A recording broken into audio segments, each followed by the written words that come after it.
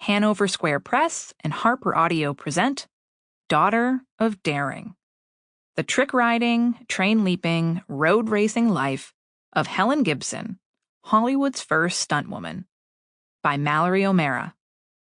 This is the author.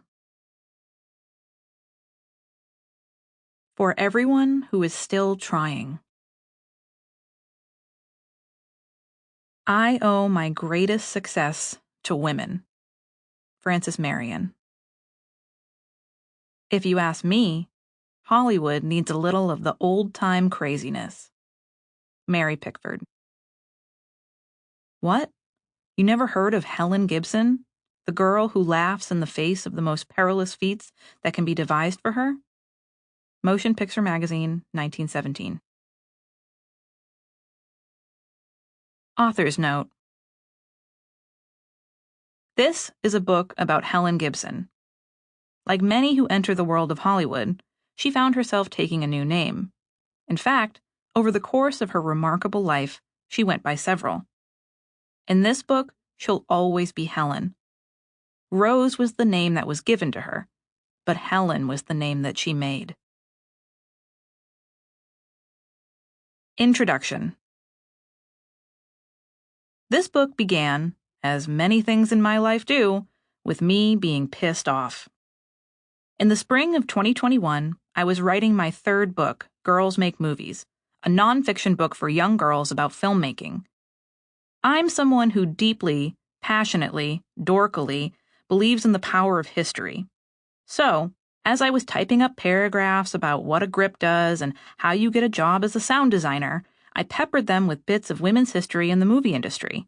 You know, the first woman to win an Oscar for this thing, the first woman to do that other thing. My life as a 12-year-old movie nerd would have drastically changed had I known how much female filmmaking history there is. And I wanted to give girls today the experience that I didn't get to have.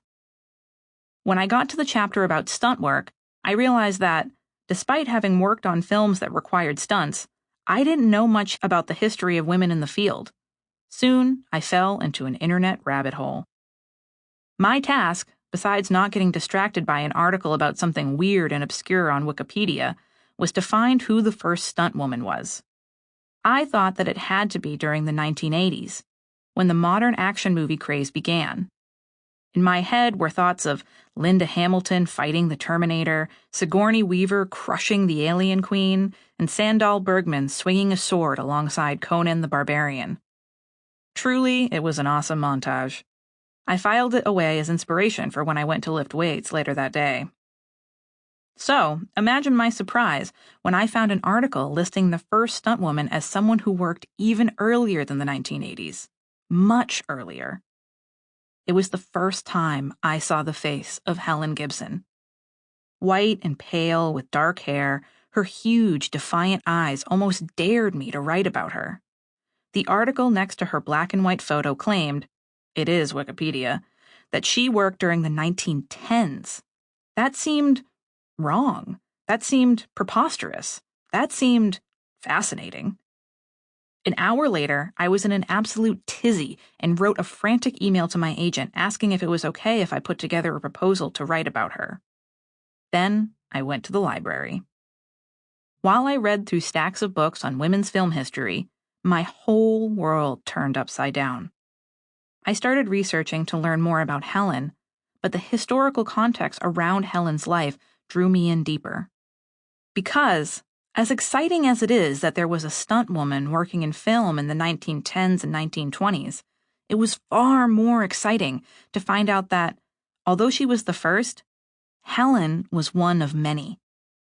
My jaw actually dropped when I read that in those early days of film, there were a lot of women making movies, directing them, writing them, starring in them.